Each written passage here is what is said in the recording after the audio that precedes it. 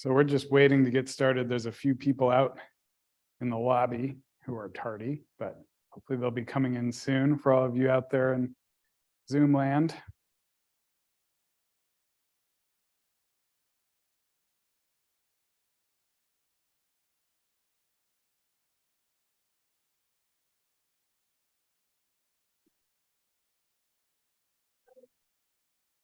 Oh yeah.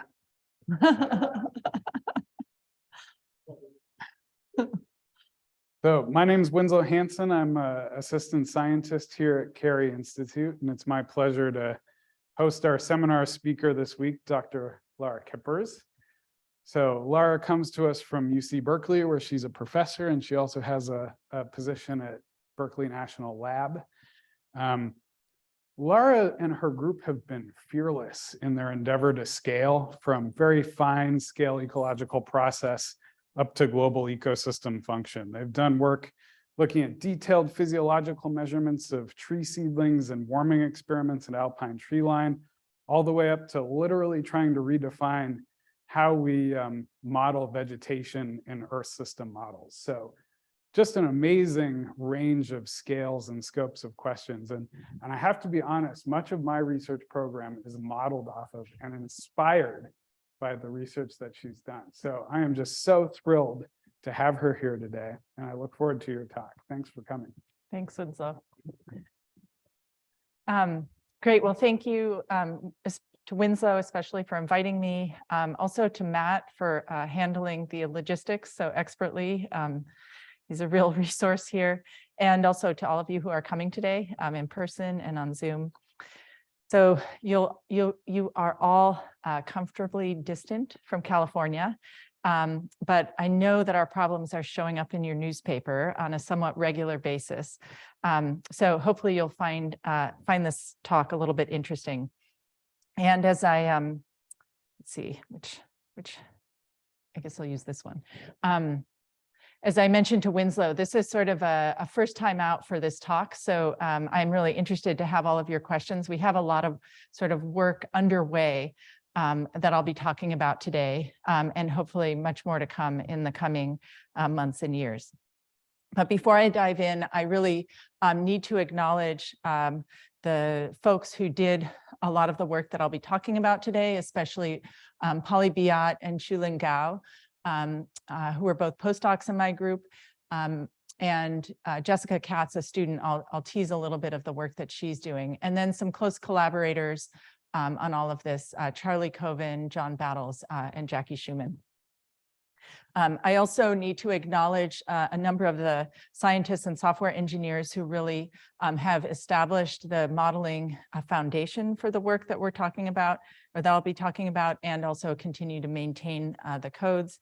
And then I'm working right now with a sort of loose collaborative of folks interested in some similar questions related to the future of vegetation across the state of California. So we call ourselves the California Fates Collaborative. We're all using this common modeling platform. And finally, I just need to acknowledge the collaboration that got me focused again on research questions in California that was funded by a University of California grant. And then the folks who've been collecting data for years and decades and longer that we really leverage in all of our modeling work. Okay, so 2020 was a really bad year globally, thanks to the COVID-19 pandemic, but it was particularly rough in California, thanks to the convergence of particularly intense heat waves, a record-breaking wildfire season, and the devastating air pollution that resulted from all that fire. So the heat waves emerged from high pressure systems over the Northeast Pacific and over the Western US, and resulted in a high temperature record in Death Valley of 130 degrees Celsius. Also, it led to conditions that some referred to as kiln-like, as in the kilns we use to fire ceramics. These conditions really dried out the dead fuels and live vegetation alike, really setting the stage for the extreme wildfire conditions that we had. And so as a consequence, the fires were really a combination of these extreme fire weather conditions, but also some bad luck. So in August, there was a weather system that came through that could have dropped some rain and ameliorated the conditions, but instead there were about 15,000 lightning strikes across northern and central California that ignited a ton of fires, including the August complex fire, which burned about 1 million acres alone, which is about a third of the size of Connecticut. The Castle Fire, which was ignited in the Sierra Nevada mountains, led to the loss of about 10 to 14% of the large sequoia trees, the whole population of sequoias in the Sierra, which means in the world. And there wasn't enough equipment or personnel to aggressively fight the fires. And the conditions remained poor, so that by the end of 2020, over 4 million acres had burned, which is larger than the size of Connecticut, just in that 1 year alone. So this was a really record-breaking fire season. The smoke from all of that fire in the San Francisco Bay Area was awful, and it persisted for days and weeks in some cases, and it was really in the hazardous range. So people were stuck inside for quite a long time. And this photo here is of the UC Berkeley bell tower, what we call the Campanile, and this photo was taken midday.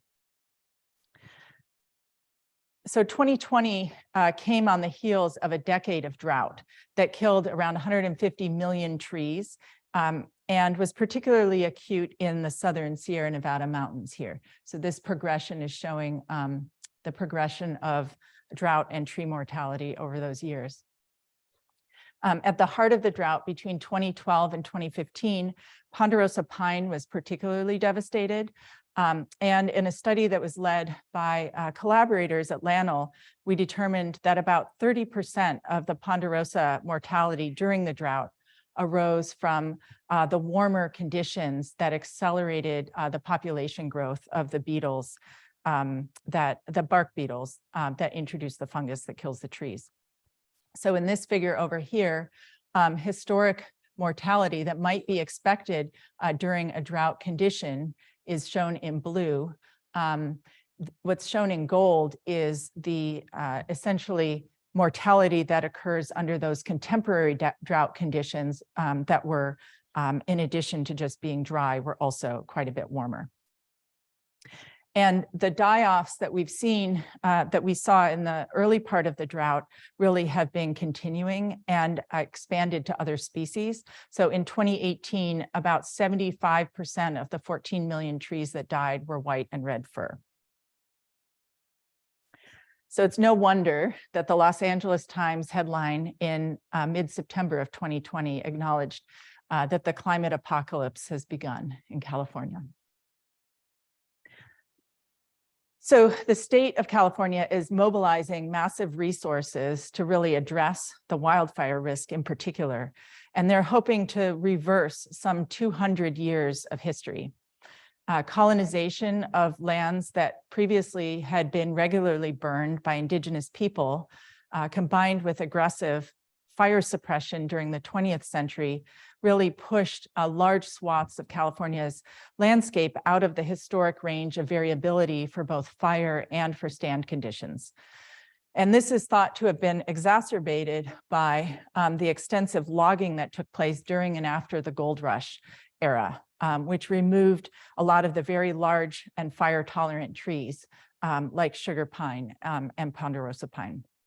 So the resulting increase in small tree density has both increased fuels for severe fires, but it also has likely increased forest water use, depleting soil water stores more rapidly during drought. So the state and federal governments, and about 57% of forested land in California is actually federal land.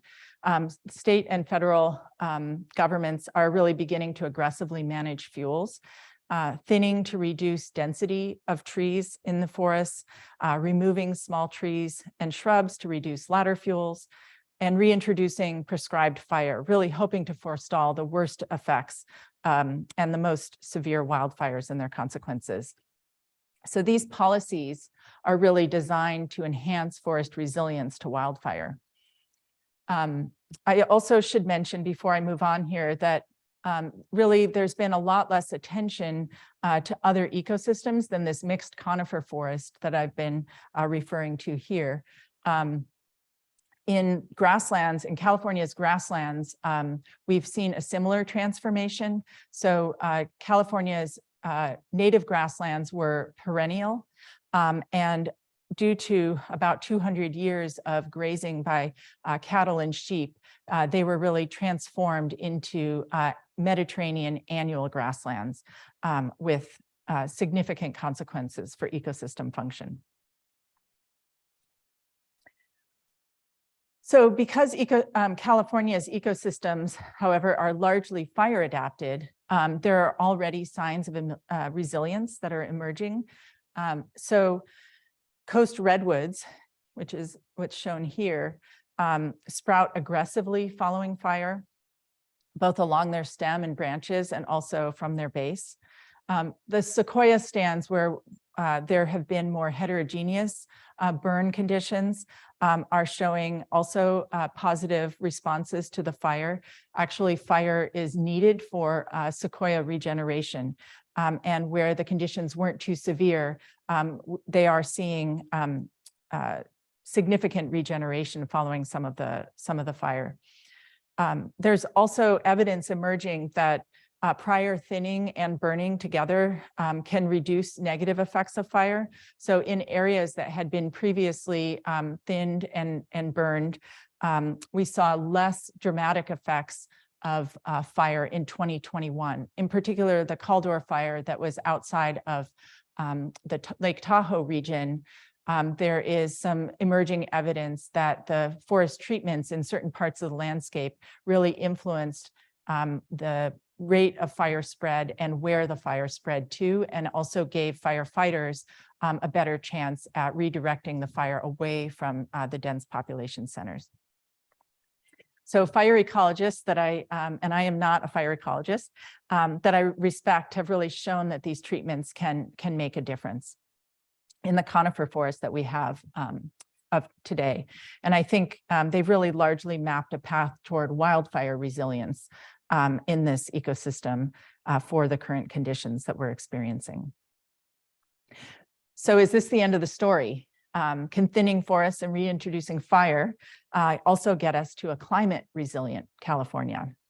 And to me, I would say that it's really an important start, but I think there are also a ton of questions as we move forward. So first of all, just even looking back, we know that fire suppression and harvest left legacies in our forests, mixed conifer forests in particular. But over the 20th century, there were other changes as well. There were a continuous low level of change, but still change in temperature conditions in California with warming. There was also a continuous rise in atmospheric CO2 concentrations. So how much did these changes in the atmospheric condition contribute to the increased density and shifts in the composition within mixed conifer forests? Also, can restoring mixed conifer forests to this sort of pre-colonization stand density and structure ensure their resilience to ongoing climate change? Or will they still be vulnerable to rising temperatures and drought? And then, as I mentioned, California is really diverse in terms of its ecosystems. Grasslands, oak woodlands, chaparral, coastal conifer forests all have some adaptation to fire. And many have seen impacts of drought in recent years. So what is in store for these ecosystems in terms of both their fire regimes and ecosystem structure? And as I was just talking to Winslow about, some of the really devastating fires that have taken place in California in terms of their impact on people have happened not in the mixed conifer forests, but in these oak woodlands, which are much closer to where people live. And then importantly, what kinds of land management policies should we be pursuing? to balance all of our competing goals, and what trade-offs are we willing to live with? So I think there are still a ton of questions to be addressed. And so to tackle these questions really at this regional scale, we've been using a model called FATES, which stands for the Functionally Assembled Terrestrial Ecosystem Simulator, sort of a mouthful. We went for the acronym first and the words after. So FATES is essentially the marriage of a land surface model, which is designed to balance carbon, water, and energy fluxes and simulate those at sub-daily time steps, with a forest dynamics model based on the ED framework, so the ecosystem demography framework, which simulates recruitment, growth, and mortality, as well as responses of vegetation to disturbance. And so the simulation of vegetation dynamics is handled at the scale of cohorts.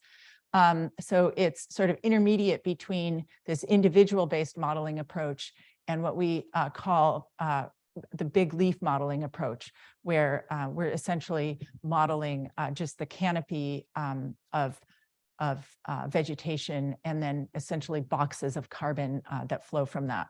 So this is what is done typically in your large scale or system models for handling the vegetation. These individual based models have been used very effectively in individual ecosystems. With the cohort model, we're trying to bring some of the insights of individual based models to a much larger scale. So this model includes multiple plant functional types and size classes, which compete for resources on individual patches. So within any given grid cell, there are multiple patches, each of which may have a slightly different structure. And then we're simulating photosynthesis, evapotranspiration, and energy balance, other types of fluxes on sub-daily time steps, as I mentioned, and these all are responsive to CO2 concentrations, meteorology, and soil water availability. And then demographic rates and disturbance are calculated at a daily time step and are determined essentially based on the amount of carbon available for growth and reproduction. And then the patches of forest evolve through time, following, for example, a disturbance, as illustrated here, a fire disturbance, and in response to resource change. So as with any ecosystem or land surface model, this approach uses functional traits to define what we call functional types within the ecosystem, where the traits are affecting all of the different processes and outcomes. And so the intent with this, with the FATES model, is to simulate many more functional types than you would typically do in a large-scale big leaf land surface model, and then allow FATES to essentially select which are successful in any given setting through the relative success of these types that are competing with each other. And so these interactions really are what determine what the composition of the ecosystem is. And differential mortality then will shift the distribution of traits if a sort of a particular ecosystem type that, or excuse me, functional type that might have been rare initially becomes favored as conditions change. So this is what we kind of refer to as this dynamic trait filtering approach, where the traits are evolving as the ecosystem evolves. So FATES has some key functionalities that are really valuable for simulating California ecosystems. These can be switched on or off depending on the application. So one key functionality is what we call hydrodynamics, or FATES Hydro, which simulates water transport through the soil plant atmosphere continuum based on water potential differences. So this is essentially a physics-based representation of water limitation as plants that's closer to what plants experience than sort of an empirical representation of say soil moisture control on productivity or something like that. So I'm not going to be talking about applications of this this functionality today, but my group is using this hydrodynamic formulation in Colorado and in Panama projects. Fates also has a fire behavior and effects module that's based on the Spitfire code, which was originally developed by Kirsten Thoneke in Germany. And here, traits such as bark thickness and the height of branches above the ground determined how trees are affected by ground fires. It also represents passive crown fire. So if fire does move up into the canopy and burn branches and leaves, then it can have functional type specific effects on those trees. And we've recently added the capability for the fire module to represent active crown fire, where the fuels in the canopy are contributing to the energy of the fire and essentially allowing for these much larger severe fires to be better represented. So I won't be talking about that today because that part of the model is still untested, but I think it's going to be extremely important as we move forward from the end of the 20th century through to the most recent conditions and going forward into the future. And then finally, Fates has a harvest module where we can specify tree sizes and types and schedules for harvesting, and also follow the fate of that carbon into different pools. And so this is very helpful for asking questions about how different types of management affect the evolution of the forest. Okay, so given the number and complexity of processes represented, the model is still somewhat costly to run at large scales. And importantly, it can be quite difficult to parameterize in new systems. And a further real challenge is that multiple alternate parameterizations might lead to the same result. And this is this issue that people refer to as equifinality. You don't necessarily know which is the right parameterization because you might be getting to the same outcome. And so one way to address this is to work with what Rosie Fisher and Charlie Coven have called these reduced complexity modes. So this is where, for example, you can prescribe net primary productivity as opposed to predicting it. You can prescribe that and turn off all the complexity associated with plant physiology and instead focus on the complexity associated with demographic processes or disturbance processes that generate the stand structure. And so this type of reduced complexity version of models can really be hugely valuable for global simulations and also for hypothesis testing and model development. For the sub-regional to regional scale that we're working at and to address questions related to ecosystem management as well as elevated carbon dioxide effects and climate effects, we're really engaging and wrestling with the full complexity of the models. So we needed to come up with a strategy for doing that. Okay. So how do we constrain parameterizations and functionality while building confidence in predictions that might come out of a model like Fates? And so we really start with a few high-level principles. First is to use the highest quality boundary conditions we can get our hands on. And this sounds sort of trivial and obvious, but it's actually not. The model is quite sensitive to the specification of soil because soil water holding capacity and the rate at which water drains through the soil is going to influence the drought that the plants experience. Similarly, the model is sensitive to the meteorology, including radiation, humidity, temperature, and so precipitation, and it's also quite sensitive to atmospheric CO2 concentration. So we need to get all of those right. If we parameterize the model under modern CO2 and then try and run it for the past, it may or may not give a good simulation, which wouldn't give us confidence that it could simulate the future, right? All right, simulating ecologically essential functional types. So we're not simulating all the species in the forest. We're really picking and choosing which functional types to represent. And here what we're doing is selecting the most important ecological strategies within the forest that we think define alternate sort of historical and future trajectories of the forest. and trying to work toward parameterizations of those strategies that are defensible using data. And then we're using observed functional trait ranges and correlations between functional traits to then define these essential ecological functional types.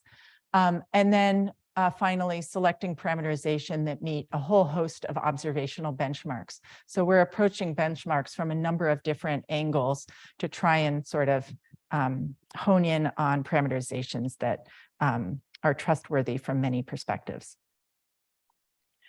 So this is just a sort of a complicated diagram that is our emerging workflow for this kind of work.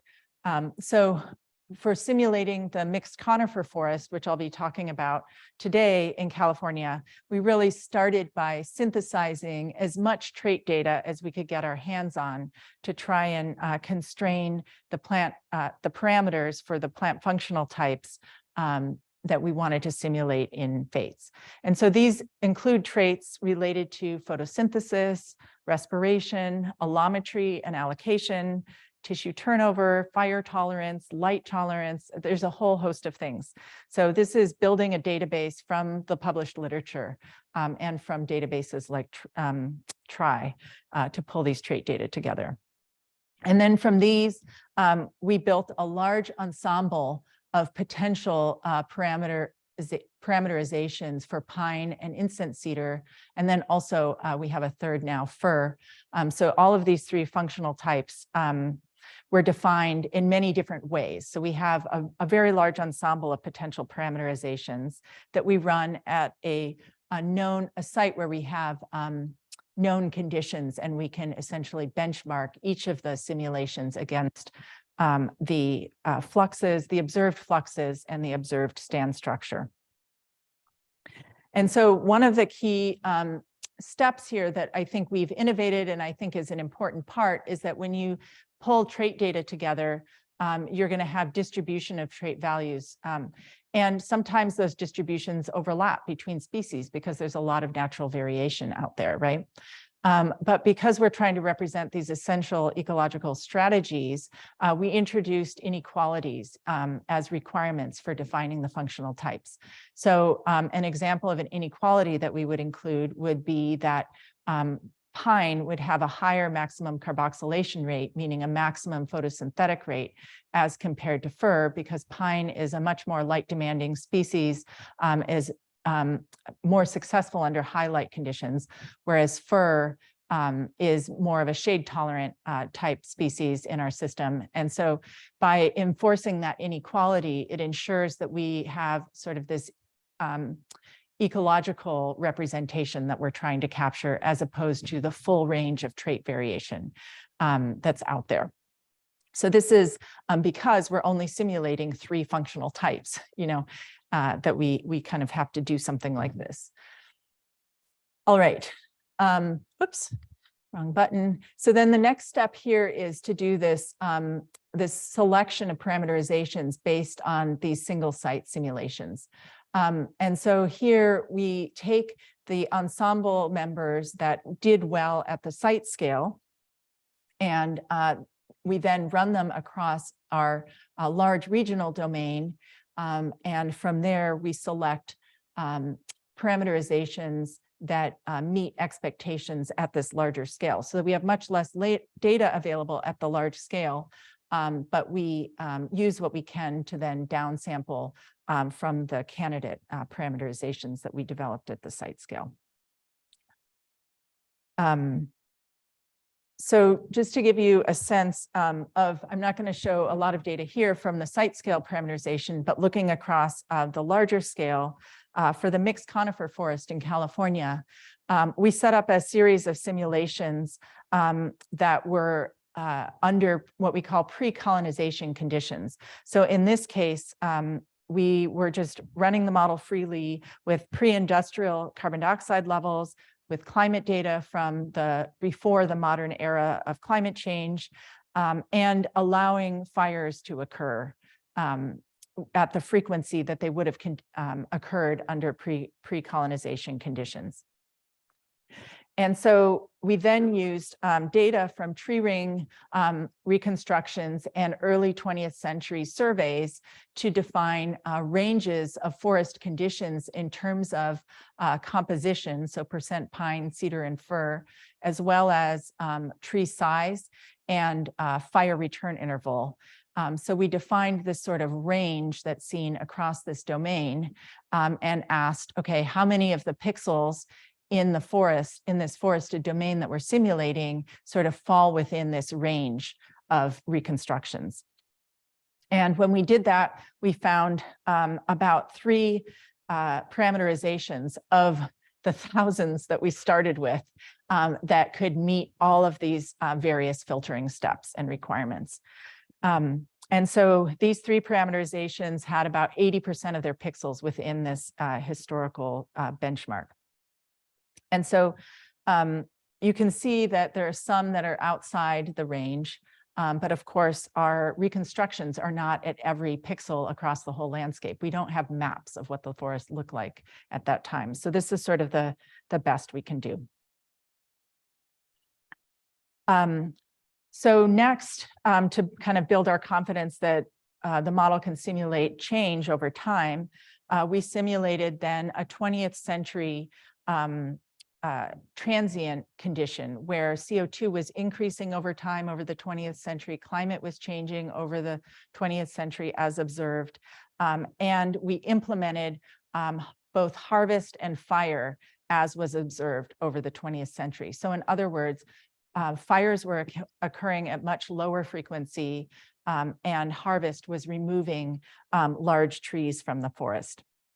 And so with these 3 simulations that we ran through the 20th century, we then did some benchmarking to look at how the forest changed through time. So we know that over time that there were changes to the basal area and the composition in the forest through the 20th century. And so we looked at how our simulations did in terms of meeting that range of potential changes. And then we also looked at the very end at how our simulations here compared to an observed map. So at the end of the 20th century, we have better data sets to compare to. And so this is data from the lemma data, which is essentially a fusion of FIA data with a model itself. So it's not, strictly speaking, just data.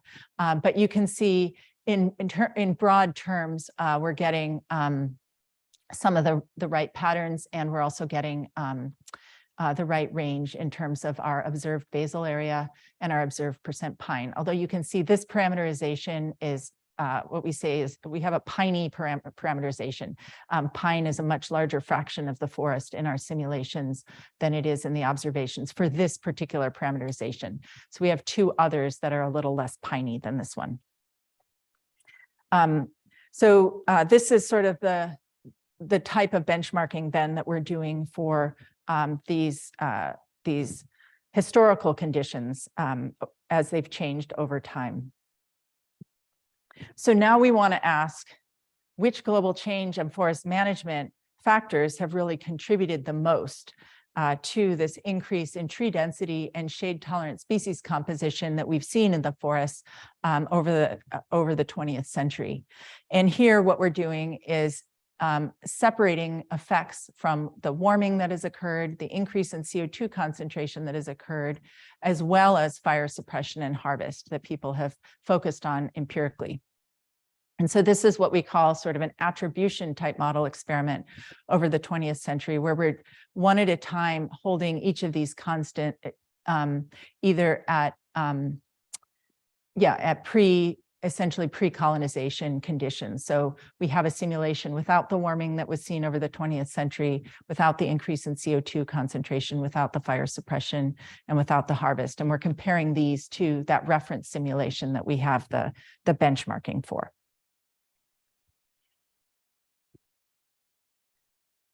So as we expected, fire suppression really has contributed the most to increase the above ground biomass in mixed conifer forests over the 20th century. And so what's shown here is the difference from this reference simulation that we ran over the 20th century that had all of the change factors together.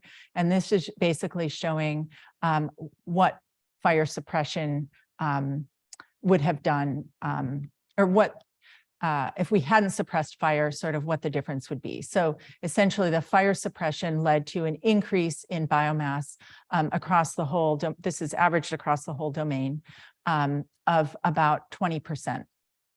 But I think importantly, what we're also seeing is that elevated CO2 played a non-trivial role in increasing the biomass in these forests as well. We see less of a sort of directional effect of climate. You can see climate variability kind of interjected here, but no sort of real trend over the 20th century. And then this slight downward effect from harvest, which is what you would expect, right? As you're removing biomass from the forest, it should be having a negative effect on biomass. So the other thing that is sort of interesting, I think, is that the carbon dioxide effect on above ground biomass is sort of much more even across the whole domain as compared to the fire suppression effect. We really saw some more spatial structure in these two different drivers of change. So fire suppression most strongly increased above ground biomass in stands that had initially high tree density and low above ground biomass, while CO2 most strongly increased above ground biomass in stands that had low initial above ground biomass and low initial tree density. In terms of their relationships to climate, this upper panel shows what are partial response plots for general additive models of these above ground biomass differences. So we build statistical models to understand the output of our climate, of our vegetation models. It gets a little meta, but in any case, so this is essentially, these are standardized changes in above ground biomass and how that change is sensitive, in this case, to temperature and precipitation. And so you can see the fire suppression effect was greater in places that were cooler, and it was less in warmer sites. And then in terms of precipitation, the fire suppression effect was much higher in areas with higher precipitation than it was in lower precipitation areas. And so in these maps of temperature and precipitation, then you can see that we had, a big effect of fire suppression in this northern part of the domain where it is quite a bit wetter. And that sort of, when you look back here, you can see that popping out here. And then also just to call out here that the CO2 fertilization effect is more significant in the drier parts of the domain. And so you see that particularly down in the southern forest, Sierra.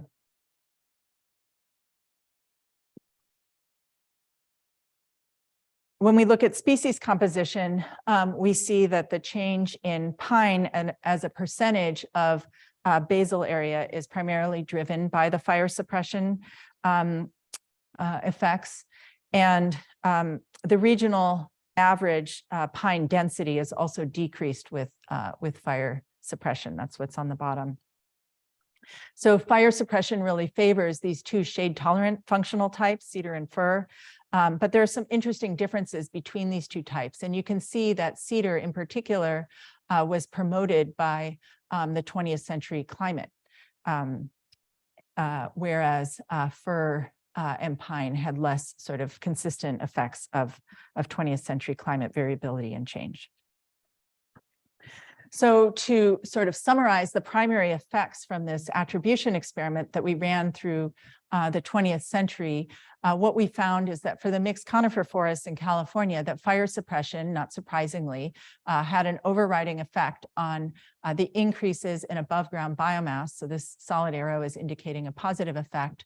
And also on the increase in the basal area of cedar and fir, those two shade-tolerant functional types, which are also, fir in particular is quite a bit less fire-tolerant than pine.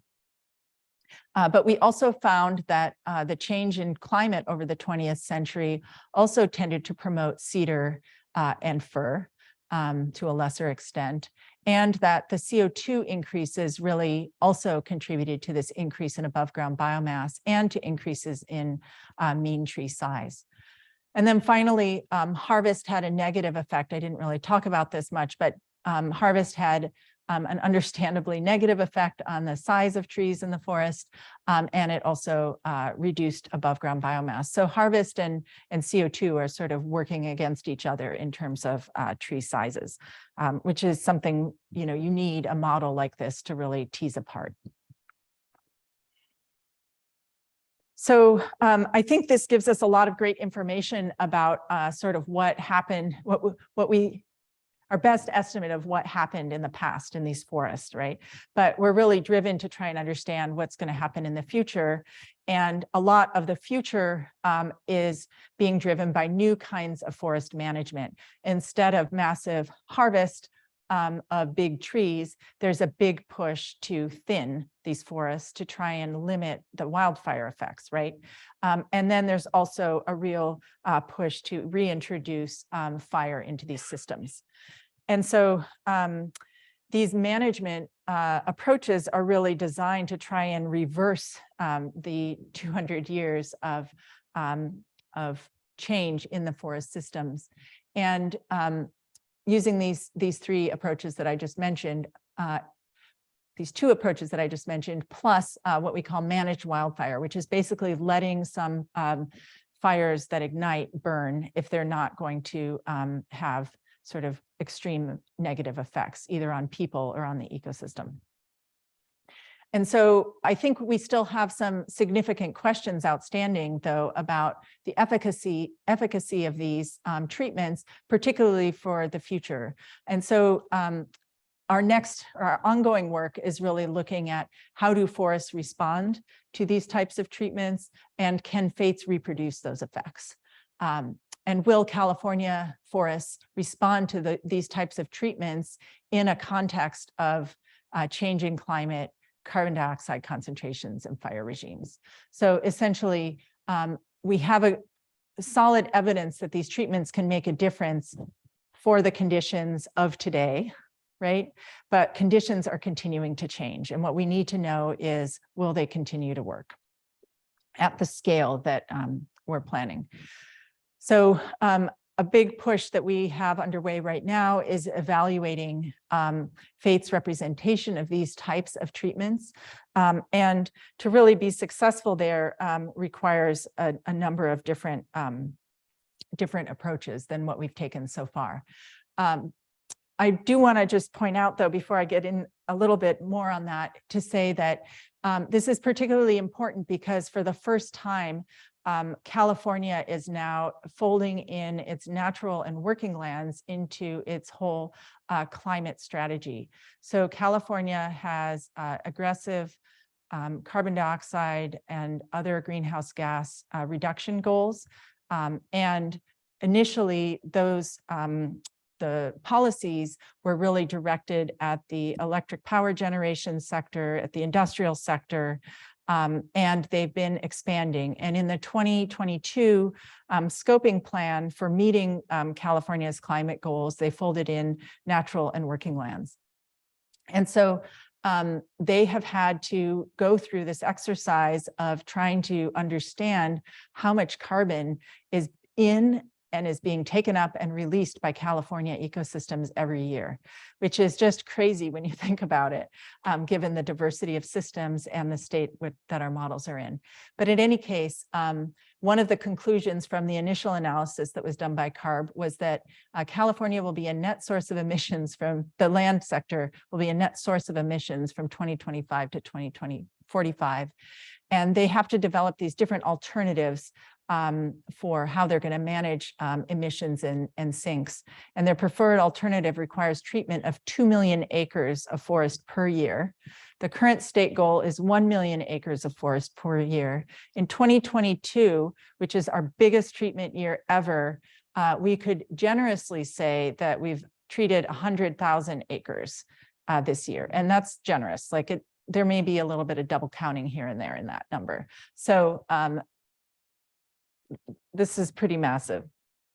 So just to say that we need a good understanding of how these treatments are going to play out in our forests, because now our forests and our ecosystems more broadly are part of our climate strategy.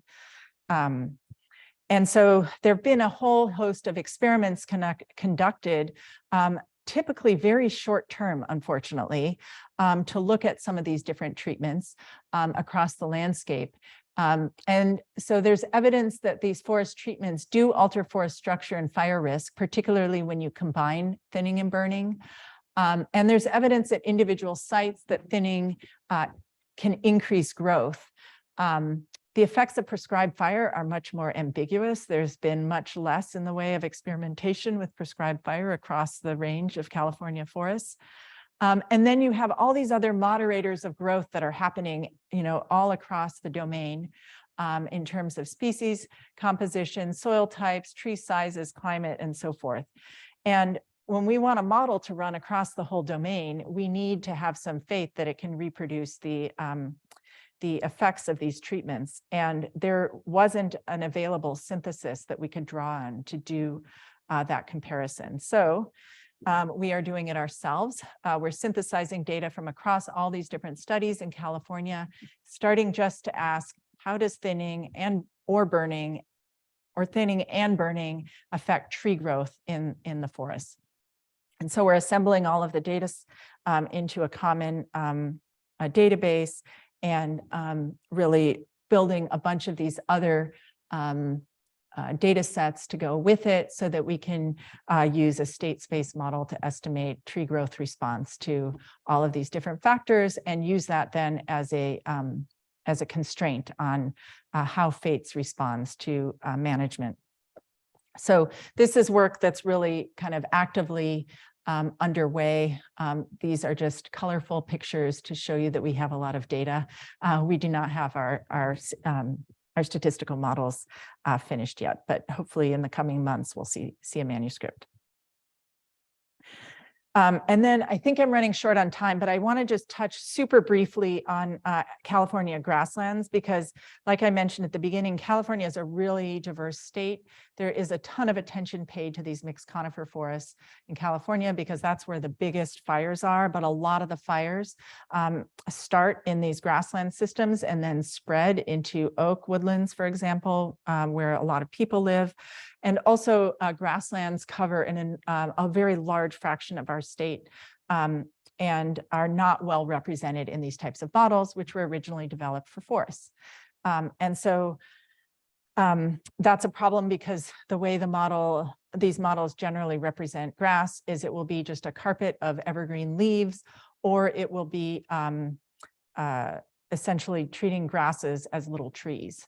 And so we had a postdoc start just to try and model the grassland ecosystem. And the first challenge was she didn't have allometry for grasslands. Like, who would think to do grassland allometry? Well, we need allometry to know how to grow grasses in these types of models. So she did a greenhouse experiment with 12 different grass species to try and develop those allometries, both annual grasses and perennial grasses that occur widely in California. And we essentially quantified all the different allometries that FATES needs. So the diameter crown area allometry, the diameter leaf biomass allometry, the diameter stem allometry, and so on and so forth, the diameter height allometry. So, and then we check to see, okay, are these allometries different across all the species, or is there some kind of general grass allometry we can use? Of course, they're species specific. What else would they be? But we also found that in some cases, there's some nice simplifications. So happily, all of the grasses fall on virtually the one-to-one line with respect to root to leaf biomass. So that's kind of interesting. So then we put these allometries into FATES, and tried to, and then did another one of these large ensembles to try and say, how do all of these other parameters intersect or interact with the allometries that we might use for a grassland simulation. And we just kind of narrowed it down to 2 different annual grass species that are common in California, and then sort of a generalized allometry. And we looked at how that all of these different parameterizations affect things like total latent heat flux, leaf area, above ground biomass, and so forth. So you can see there's a wide distribution of values, but these were then benchmarked at a site called Vira Ranch, which is an Ameriflux site in a California annual grassland. And you can see only a subset, this is just about 6 of the 1,000 parameterizations that we ran, do a good job of representing the seasonal cycle of latent heat flux and primary productivity. And so we ran those forward into simulations that manipulate the parameters for fire. And here we're now benchmarking using observed fire areas to try and hone in on, a small subset of parameterizations that will give us both the ecosystem processes for grasslands as well as the fire conditions and response to CO2. So this is work that hasn't come to its full conclusion yet, but really we found that only this one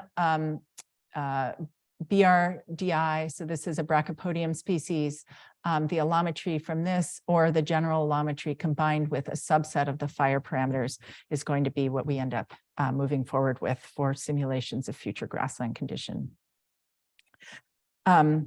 So just to summarize, California's ecosystems and fire regimes are quite diverse, and they're also changing really rapidly. There's an emerging consensus that letting large severe fires burn as a correction is really ecologically damaging, and it's also politically totally unacceptable in California right now. People want something done about this issue. We have some land management policies really directed at ensuring wildfire resilience, kind of under current conditions. We also have a lot of policies around climate mitigation, but both of these require modeling to be able to look forward into the future, to have confidence that we're on the right path. I think FATES has the critical features that are needed for informing some of these policy alternatives, but we really need a careful approach that both enhances and evaluates the ecological fidelity of FATES and other models like it across ecosystems to really build confidence in our management approaches and policies going forward. So that's what we are trying to do. And with that, I'm happy to take any questions.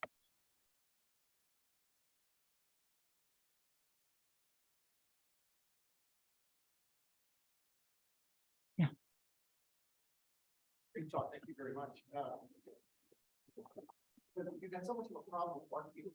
I you mentioned it's part of the model. Is the model able to look at the incidence of bark beetle attack and because it's climate changes in the future? Yeah, that's a great question. So I think I'm supposed to repeat after. Please. Okay, so for Zoom folks, this was a question about surprised that I didn't talk about bark beetles because they're such a significant factor, and whether the model has that capability. And so this is a capability, that first study that I mentioned where we estimated that 30% of the mortality in the recent drought was due to bark beetle effects, and that increase in temperature, not 30% being due to bark beetle effects, 30% being due to the effects of temperature on the bark beetle population dynamics. That was sort of a stepping stone to implementing a bark beetle model within FATES. And so that model was developed outside of FATES, and it's right now being implemented within the FATES code and being tested by collaborators at Los Alamos who've been leading that work and are part of that larger sort of California collaborative. So we're hoping to have that online. I'm not quite sure the timeline for that, but it's not included in our historical simulations. Yeah. And just really quickly before we take more questions, people online, if you have questions, please put them in the Q&A and we'll try to get to those as well. Other questions out there? Shannon? Figure early on in your historical benchmarks, comparison that was changing basal area, and you had the red lines that were from.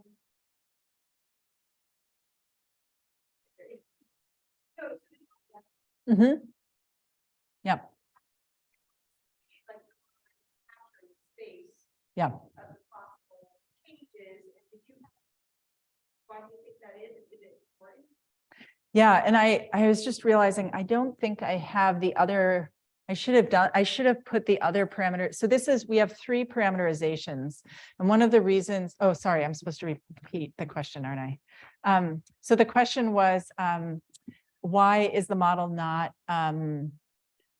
filling the space or the range of sort of basal area change that has been seen in the observations. And I think the question is, why isn't it doing that? Or, how do we understand it? Yeah, thank you. So one of the reasons why we wanted to retain multiple parameterizations is because there's uncertainty in both the response, and there's variability in the observations. And so there are potentially multiple truths to be found, if you will. And so this particular parameterization tends to favor pine. And so as a result, we have a lot more, here you can see, we have relatively little change in pine. And then in this case, we also have this particular parameterization shows relatively little change in the basal area as a whole. And so what I didn't do was show what the other 2 parameterizations were that we retained. They have a bit more spread here, but I would say that the other issue that we're dealing with is that some of these really high change in basal area estimates are extremely uncertain. And John Battles, who's a part of this project, and really, I think I trust a lot to kind of help us be, I guess, he's just got a lot of deep expertise in these systems. And so I think he can help us understand whether being off like this is a huge liability, or, whether basically how concerned to be about it. And his take was that these numbers are unreasonable, that they're out there in the literature, so you can't ignore them. But he doesn't think that that kind of change is reasonable. So, there's a little bit of maybe we won't worry about that benchmark, meeting that benchmark in that way, which is a little dangerous also, right? So yeah, so I would say in terms of how we understand that, I think there's a lot of variability across the landscape and how much basal area change was actually realized. And a lot of it is probably in small trees that are not necessarily a part of, like, a confident part of reconstruction. It's hard to reconstruct what small tree density is because it's just hard. Yeah. Sarah? Super topic. Thank you so much. I have a couple questions. One, it was interesting that your CO2 effect was highest in the really dry. And a little bit about why that might be. And the other question was just about this large carbon emissions that California is going to have, and what's the potential for offsetting that with the increased growth that you're exploring right now, and also how is California thinking about the storage emissions that it can have? Okay, that's 3 questions. I've already forgotten the first. No, okay. So the first question was about the result that we had where the CO2 effect was stronger in the drier part of the range. So let me take that one first. This is actually sort of consistent with what we might expect ecologically, because big part of the CO2 effect is to increase water use efficiency. And so you might expect that effect to be stronger under drier, more water limited conditions, because plants can keep their stomata open longer and therefore maintain photosynthesis, essentially further into the day or further into the growing season. And so essentially that is what we understand to be happening in the model as well. So in some ways it was very comforting, if you will, to have this kind of model behavior fall out. You know, we didn't prescribe that effect as an empirical response. We have photosynthesis, we have stomatal conductance is sensitive to VPD, and the photosynthesis is calculated, you know, based on the amount of carbon dioxide that's getting into the leaf. So this is an emergent result from the model. Okay, so the second question was about the state of California, the large emissions. Yeah, so that calculation was actually done based on a different model called RHESIS, which has a lot of similar features to FATES, but also different. It's not quite as process rich in terms of FATES, but it has fire, it has some management capabilities, it has more in the way of hydrology. And Adam Moreno, who's the scientist at CARB who did those simulations, essentially had to come up with scenarios for future management and how sort of run them through that model and see what kind of carbon balance would emerge out the back end. So that's where those came from. I think they, you know, as with any modeling, you develop scenarios of conditions and fire and so forth. I think part of that is due to the treatments, though, that are implemented in the model, right? If you're removing a lot of biomass from the forest, then, you know, the standing stock of carbon in the forest is going to be lower. Yeah, and then the third question. Okay. Sorry. And that puts I'm us happy to talk more. right over afternoon. So let's join me in thanking her for coming. Thanks Yes. so much. Great talk. Thank you. And for those of you that are around, feel free to join us all for lunch. And there's also happy hour at 4 if you want to have a snack and a drink and chat more about ecosystem simulation. Thanks.